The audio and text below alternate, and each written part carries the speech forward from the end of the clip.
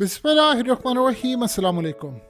China ने आज वो काम कर दिया है कि इस वक्त पूरा वेस्ट, अमेरिका और सबसे बढ़कर इसराइल, इनके ख्वाबों में भी आज के बाद खौफ ही खौफ होगा, क्योंकि चाइना ने वो डेवलपमेंट कर दी है कि इसके बाद जब इसराइल पूरे का पूरा फ़लस्तीन लेने की बात करेगा तो फिर वो टाइम आ जाएगा कि फिर यहाँ पर फ़ौजें भी दाखिल होंगी। यहाँ पर फ़लस्तीन के अंदर, गज़ा में, हर जगह पर कोई ना कोई बड़ी डेवलपमेंट होगी। हुआ ये है कि हमेशा से याद रखिएगा, गज़ा या पूरे फ़लस्तीन का एक मसला ये रहा है हमेशा से कि उनकी इसराइल के साथ एक लड़ाई थी। उससे ज़्यादा ख़तरनाक सूरत हाल थी कि आपस में उनकी ग्रुप्स की लड़ाई थी। अब हमास की फतह से, आपको पता 2006 के बाद गज़ा में हमास की गवर्नमेंट रही है, आज तक है, और वेस्ट बैंक में महमूद अब्बास यानी फतह और बाकियों की। अब हुआ क्या है कि चाइना ने आज बीजिंग डिक्लेरेशन करवा दिया, एक ऐसा मुआहदा करवा दिया है, तारीखी ऐसा मुआहदा करवा दिया है कि इसराइल के पैरों तले आज ज़मीन निकली है कि उसकी 76 साल मेहनत को आज चाइना ने बर्बाद कर दिया है। चाइना ने ख़ास तौर पर गज़ा से लेकर वेस्ट बैंक तक 14 ग्रुप्स और 14 जमातों का, हमास और फतह समेत सबकी सुलह करवा दी है, सबकी दोस्ती करवा दी है, सबकी लड़ाई ख़त्म करवा दी है, सबको एक पेज पर बिठा दिया है और सब ने बीजिंग में एक एग्रीमेंट साइन कर लिया है कि अब हम सारे आज के बाद मिलकर एक पेज पर खड़े होंगे, गवर्नमेंट मिलकर बनाएंगे, सारे एक साथ होंगे और सारे इख्तलाफात भुलाकर इजराइल के खिलाफ एक जंग करेंगे। और ये ऐसी जंग होगी कि चाइना ने वो इसमें खेल अब खेला है कि आप सोचें, इस एग्रीमेंट के बाद जो होने वाला है वो जल्जला ही बर्पा हो सकता है इजराइल के लिए। अब ये सीन क्या है? पहली दफ़ा चाइना खुलकर सामने, आपको पता है कि दुनिया की सबसे बड़ी लड़ाई किसने ख़त्म करवाई है? चाइना ने। वो कौन सी थी? वो सऊदी अरब और ईरान की थी, और वो कब से चलती आ रही थी कि उम्मत मुस्लिमा की आपस में डिवीजन थी। अब जब से लड़ाई इन्होंने आपस में ख़त्म करवाई, आप ये देखिए कि सीन क्या हुआ है। क्या अब तक अमेरिका के खिलाफ जो हमले हो रहे हैं उसमें क्या सऊदी अरब ने इजराइल का कोई साथ दिया है, या उन्होंने यमन के खिलाफ गए या यमन का साथ दिया, या ईरान के खिलाफ गए ईरान का साथ दिया? वो सारे न्यूट्रल हो गए। सऊदी अरब ने कह दिया अमेरिका को कि मेरी सरजमीन से ईरान और सबसे बढ़कर यमन के खिलाफ एक हमला नहीं होना चाहिए, और साथ उन्होंने कह दिया कि जी हम इसराइल के खिलाफ भी पार्टी नहीं बनेंगे, यहाँ से कोई हमला ना हो जो वहाँ पर हमला होकर जाए, हम किसी सूरत इसको भी बर्दाश्त नहीं करेंगे। उसके साथ पूरे मिडिल ईस्ट के अंदर जो जंग थी वो ख़त्म हो गई। अब जाहिर सी बात है, अमेरिका ये चाहता था कि ईरान आपस में लड़े सऊदिया से। अब तो हालत ये है कि ईरान ने सऊदिया को कह दिया कि भाई आपको अगर न्यूक्लियर टेक्नोलॉजी चाहिए तो हम हाजिर हैं, हम तो बन रहे हैं एटमी ताकत, लेकिन हम आपके साथ भी खड़े होंगे। चाइना ने गारंटी दी है, दोनों आपस में सुलह होगी। अब ये जो काम है उसका फ़ायदा कितना हुआ है कि अमेरिका को आप देखें, रेड सी और ये वो इतने हमले हुए हैं, 150 से ज़्यादा शिप उड़ा दी है यमन के हूसियों ने, इसराइल के और अमेरिका के, और अमेरिका कुछ कर नहीं पाए क्योंकि अड्डे इस्तेमाल करने की इजाज़त नहीं है ना। वो अड्डे इस्तेमाल कर रहे हैं, ना कोई मामला हो रहा है, तो फिर बताइए वहाँ पर उन्होंने करना क्या। सो ये सबसे बड़ी डेवलपमेंट हुई थी, और इसीलिए अभी तक इजराइल को कामयाबी नहीं मिल पा रही कि यमन के खिलाफ अमरीकी हमले नहीं कर पा रहे, वो ताबड़तोड़ हमले कर रहे हैं और वो काफ़ी आगे चले गए। तो इसमें बड़ा किरदार ये है कि चाइना ने कमाल काम किया था, उसकी नज़र थी यहाँ पर कि मुस्तकबिल में ही होना ही होना। अब उन्होंने किया क्या है, इन सारे ग्रुप्स को बुलाया, इनके दरमियान सुलह करवा दी कि अब जो इलेक्शन होंगे वहाँ पर आपने सब ने मिलकर गवर्नमेंट बनानी है, कोई एक बंदा नहीं बनाएगा, सारे मिलकर गवर्नमेंट बनाएंगे, एक साथ रहें। उसने कहा कि इसराइल के सारी दुनिया आपको ख़त्म करने पर आ रही है, आप आपस में लड़ें, आपका मुल्क की सलामत नहीं रहेगा तो आपने लड़ना क्या है जाकर, तो आप अपने आप को बचाएं ना। ये बात उनको समझ आ गई। अब इससे फ़ायदा क्या होने लगा है? सबसे पहली सूरत हाल ये है कि वेस्ट बैंक के अंदर जो, याद रखिएगा, फ़लस्तीन की अथॉरिटी है उसको सब तस्लीम करते हैं, ये बात आप ज़हन में रखिए। अब उनके इत्तेहादी बन जाते हैं हमास।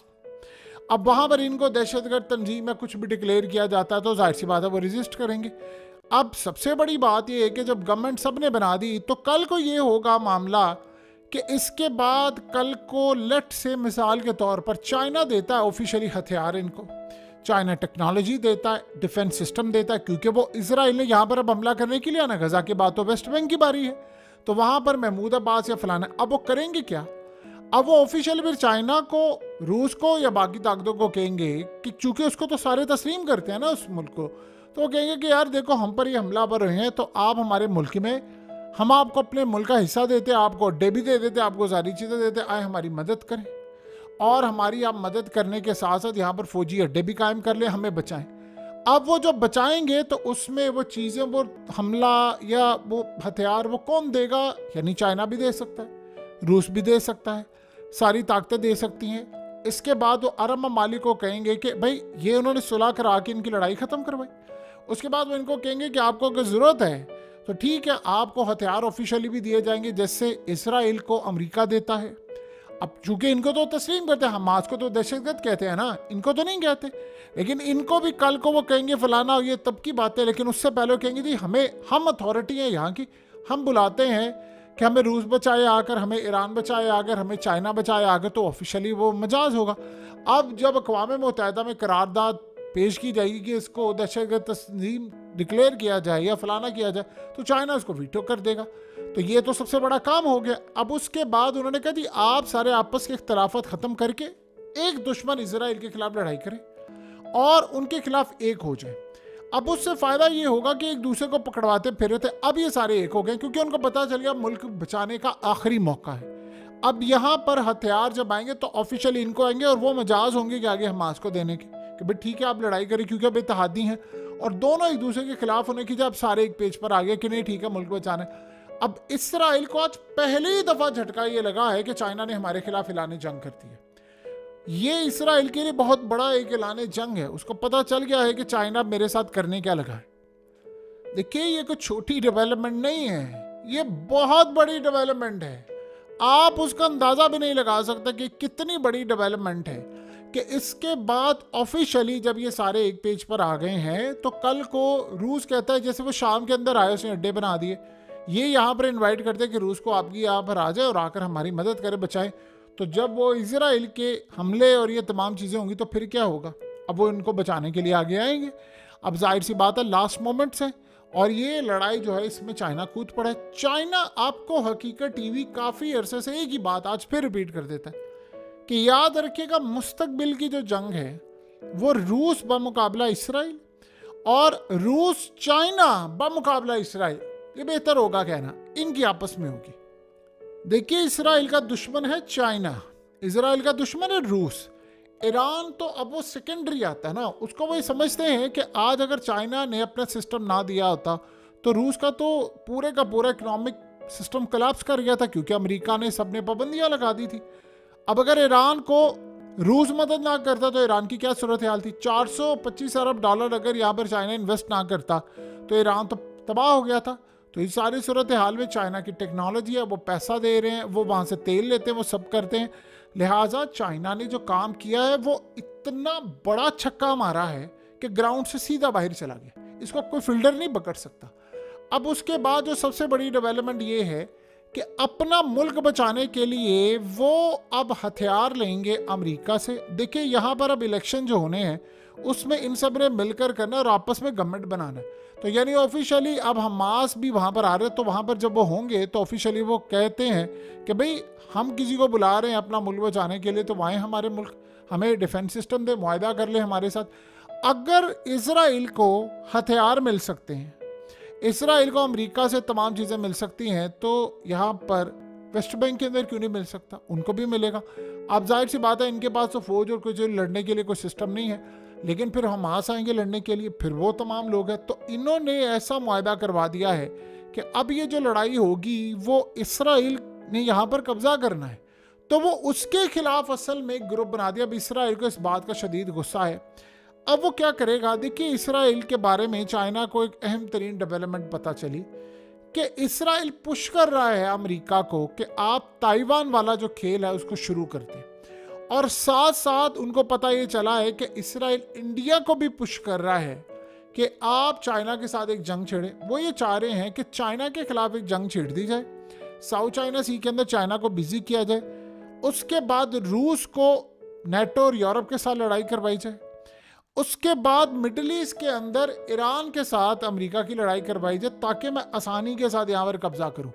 चाइना को ये बात अच्छी तरह पता है और आप अंदाज़ा नहीं लगा सकते कि अगर शाम में, देखिए पहले ही रूस बैठा हुआ है, बशार अल असद को पहले ही चाइना सपोर्ट कर रहा है। अब असल मसला ये आया है कि चाइना ने फैसला किया है कि उसने अब खेलना है खुलकर। अब चाइना की देखिए हुआ ये है कि जो बीजिंग डिक्लेरेशन हुआ है, इसको बीजिंग डिक्लेरेशन का नाम दिया गया इस एग्रीमेंट को, उसमें ऐसी ऐसी चीज़ें हैं कि चाइना ने अभी तक इसको सारा खुफिया रखा है। चाइना ने इसमें कोई ऐसी बात इनसे बैक एंड पर, यानी दुनिया को वही इन्फॉर्मेशन है जो चाइना दी है, सारे सोर्सेस लड़ाकर उन्होंने अंदर की इन्फॉर्मेशन निकाली है कि गवर्नमेंट बना लेंगे, को फौजी अड्डे फलाना। इससे बढ़कर ये मामला हुआ है और ये इतना ख़तरनाक मामला है कि इसराइल को ये लग रहा है कि कल को ऑफिशियली ये फौजियाँ बुला लेंगे तो पहली दफ़ा ही होगा यहाँ पर फौजी अगर आ जाती हैं। देखिए आज अरब ममालिक और मिडिल ईस्ट को एक पैगाम चला गया है कि चाइना अब कूद पड़ा है पूरी तरह फ़लस्तीन के मामले में, और किसी भी मुल्क ने, कोई भी कंट्री हो, उसने अगर इसराइल का साथ देकर ये मुल्क खाने की कोशिश की तो चाइना फ्रंट पर खड़ा है। अब इन सबको पैगाम देखिए, अगर चाइना तेल लेना बंद कर दे मिडिल ईस्ट से तो उनकी इकोनॉमी बैठ जाएगी। चाइना की इन्वेस्टमेंट इस वक्त मिडिल ईस्ट को चाहिए, बड़ी तादाद में चाहिए, उसके पास अरबों डॉलर्स हैं, सबको इन्वेस्टमेंट चाहिए। सबको पता है कि कल को अमेरिका से लड़ाई हो रही है। लेट से अमेरिका कल को कह देता मिडिल ईस्ट को कि भाई ठीक है आप ईरान के साथ लड़ाई करें या आप उसके साथ इजराइल के साथ इत्तेहाद करें, बोले हम यहाँ से जा रहे हैं तो हम तो ये तो पहले प्लान करें उनको निकालने की, तो फिर हथियार कौन देगा, डिफेंस सिस्टम कौन देगा? आज आप देख रहे हैं दुनिया का बेहतरीन डिफेंस सिस्टम किसके पास है? ईरान के पास है। दुनिया की बेहतरीन मिसाइल टेक्नोलॉजी किसके पास है? ईरान के पास है।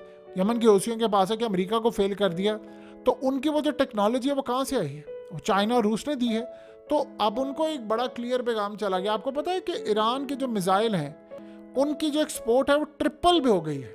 इतनी डिमांड है, इतनी डिमांड है, अंदर खाते सारे उससे टेक्नोलॉजी ले रहे हैं, हथियार वो दे रहा है, एक्सपोर्ट अपनी बढ़ा रहा है, तो धड़ाधड़ उसने वो बेचना शुरू कर दिया सिस्टम सारा।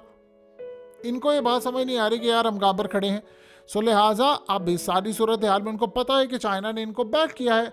आज अगर ईरान एटमी ताकत बन रहा है, अब आप सोचें इसराइल ने सारी जिंदगी हमला किया ईरान पर, अपने जहाज भेजे, F-35 भेजे, उड़ा दिया सब कुछ। अब क्यों नहीं जाता वो ईरान पर हमला करने के लिए? क्योंकि चाइना ने इसको रूस के साथ मिलकर रेडार सिस्टम दिया है। आपको पता है कि ईरान का सबसे बड़ा मसला क्या था? अगर उसका मिसाइल सीधा मारते थे तो टेढ़ा जाता था, यानी अगर शुमाल में मारे तो पता नहीं जनूब में चला जाए, यानी वेस्ट की बजाय ईस्ट में चला जाए, उसको पता ही नहीं है। इसकी टेक्नोलॉजी की एक्यूरेसी इतनी ख़राब थी, चाइना की इतनी आला उनको सपोर्ट गई है कि अब उनकी एक्यूरेसी का ये लेवल है कि निवातम बेस पर जब उन्होंने हमला किया था तो उसकी मिसाल इस तरह दी थी कि अगर यहाँ पर सिक्का रख दें ना, हम सिक्का, और ईरान से हम मारे हज़ारों किलोमीटर दूर तो सीधा जाकर सिक्के पर मिसाइल लगेगा। इतनी क्लास की एक्यूरेसी इनकी बन गई है। और यही वजह है कि हालिया आज जब यमन ने हमला किया तो वो ड्रोन जाकर अमेरिका की एम्बेसी से 1.5 मिनट वॉकिंग डिस्टेंस पर जाकर बिल्डिंग में लगा है, और वो सिर्फ पैगाम देना था कि अगर वहाँ पर उड़ाया जा सकता है तो अमेरिका की एम्बेसी को भी हिट किया जा सकता है। ये इस लेवल पर जाकर उन्होंने किया था, इतनी उनकी एक्यूरेसी बेहतर हो गई है। तो आप ये सोचें कि बाकी मिडिल ईस्ट की कंट्रीज़ को पता चल गया कि भाई चाइना कूद पड़ा है, आपने बचाने के लिए नहीं ना जाना। सारा वर्ल्ड क्या देख रहा है कि यार 2 अरब मुसलमान है, इस्लामिक वर्ल्ड है, इनकी फ़ौज जाएगी, ये सारे मिलकर अपनी फ़ौज भेजे। किसी ने नहीं भेजनी फ़ौज, कोई अपनी एयरफोर्स नहीं भेजा, सबके मिसाइल ये बेकार पड़े हुए, किसी ने नहीं बचाने के लिए जाना। कोई इसराइल से लड़ने के लिए तैयार नहीं, माँ सिवाय 2-3 ममालिक के।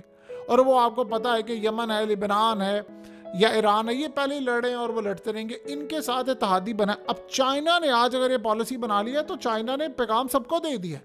पाकिस्तान को भी उन्होंने पैगाम दे दिया कि भाई मेरी डायरेक्शन यहाँ पर है। उन्होंने मिडिल ईस्ट को भी पैगाम दे दिया, भी मेरी डायरेक्शन यहाँ पर है। मलेशिया को भी दे दिया, सबको दे दिया है। अमेरिका को, इसराइल को, तो बाकियों को सबको दिया। अब इसराइल को ये बात अच्छी तरह पता है कि चाइना इनकी बैक पर खड़ा हो गया है। तो अब अगर हम ये मुल्क खाने की कोशिश करेंगे तो ये तो हथियारों समेत टेक्नोलॉजी सब कुछ करेंगे। ये खाली क्या मुआहदा ऐसा हुआ है कि जी वो सिर्फ आपने लड़ाई नहीं करनी, उनको अब हथियार भी दिए जाएंगे, पैसा, इन्वेस्टमेंट। वो कह रहे हैं आपका मुल्क खा रहे हैं, आप लोग लड़ मर रहे हो आपस में, गजा तबाह हो गया और आप आपस में कह रहे हो। और ये असल में इतने घटिया लोग इनमें शामिल हैं, ये एक दूसरे की मुखबरियां करते फिर रहे हैं। यानी आप ये देखिए हमास की इन्होंने मुखबरियां की, कई बंदे पकड़वा दिए, इसराइल को कह दीजिए फलाना यहाँ पर, उस अथॉरिटी ने उसको कह दिया, उसने उसको कह दिया। तो उन्होंने कहा बेवकूफ़ो बेशर्मो, आपस में लड़े हो, तुम्हारा मुल्क खा रहे हैं, यही टाइम है कि तुम अपने आप को बचा लो। मुल्क रहेगा तो कुछ करोगे ना। और इस सारी सूरत हाल में अब अगला सिनेरियो ये होगा कि चाइना पुश करेगा रूस को। देखिए इस वक्त है रूस पर पाबंदियां। चाइना को ये बात बड़ी अच्छी तरह पता है कि मैं अगर फ्रंट पर जाकर ये करूंगा, अब तो चाइना खुलकर आ रहा है। ये देखिए पाबंदियों की जहां तक बात है, चाइना पर लगे हाँ पाबंदियां, वो दुनिया की बड़ी कंपनीज पर पाबंदियां लगा दे, घुटनों में आ जाएं। चाइना अगर माल ना ले दुनिया से तो वो पैरों के तले जमीन निकल जाए। अब यूरोप से चाइना की गाड़ियां ना है, डियोर से लेकर लुई विटॉन या हर जगह पर आप गुची, अरमानिया, बड़े बड़े ब्रांड की बात करें, बर्बरी, ये सारे लग्जरी ब्रांड चाइना में उनकी बड़ी सेल है। अब चाइना वहां पर कहता भाई मैंने नहीं करना तो तुम कहां पर जाओगे? रोल्स रॉयस दुनिया में सबसे ज्यादा खरीदने वाले चाइनीज हैं। यानी आप अंदाजा कर लें वो दुनिया को अच्छी गाड़ियां बनाकर देते हैं, सबसे ज्यादा आईफोन इस्तेमाल करने वाले इंडियन हैं या चाइनीज है। तो इस सारी सूरत हाल में हत्ता कि चाइना के पास अपनी टेक्नोलॉजी बहुत ज्यादा है, देखिए आबादी का बड़ा असर पड़ता है। तो चाइना ने आज वो कार्ड खेल दिया है, वो कार्ड खेल दिया है कि आज से पहले कोई इस लेवल का कार्ड खेल ही नहीं सका।